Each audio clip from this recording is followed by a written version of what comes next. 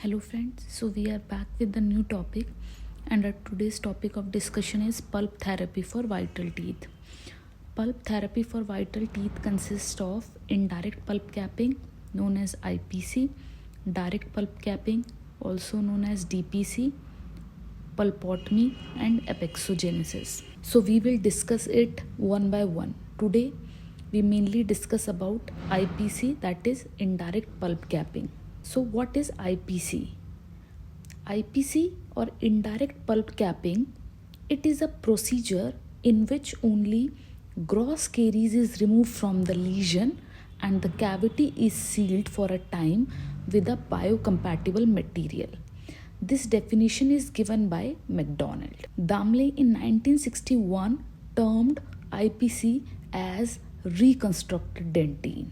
So coming to the objectives, according to Edelman in 1965, there are mainly 4 objectives of IPC. First, to arrest the carious process. Second, to promote dentin sclerosis. Third, stimulating formation of tertiary dentin. And fourth, remineralization of carious dentin. Coming to the indication of IPC, IPC is mainly indicated in those teeth with deep carious lesion and where the lesion is not involving the pulp. The pulp should be intact, and it should also be done in cases of young tooth where the apex is open and the pulp is intact. Those teeth with no mobility and no periodontal disease. Coming to the contraindication of pulp IPC, tooth with pulp exposure should not be attempted for IPC. Tooth with mobility or periodontal disease should not be attempted for pulp therapy IPC. Now coming to the treatment procedure. Treatment can be done in 2 appointments or 1 appointment. Earlier we used to do 2 appointment procedure, but nowadays we are doing it 1 appointment procedure. 2 appointment procedure involved, first, the step 1 is isolation of the tooth with rubber dam and administration of local anesthesia to the tooth.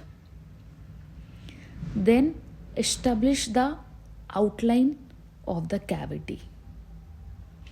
Then remove all the infected dentin or the carious part. The infective dentin or the outer layer which is loaded with bacteria, debris, should be removed because it cannot be remineralized back.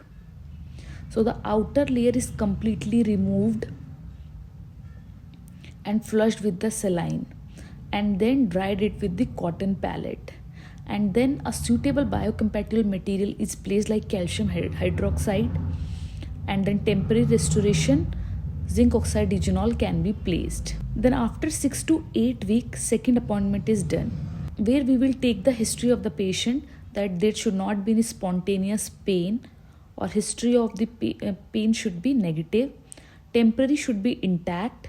Then we will remove the remaining dentin part which is left out in the first restoration or the first appointment. And then if the dentin is white and thin and very soft, then do not touch it because it is the predentin layer. Remove only the infected dentin and leave the affected dentin.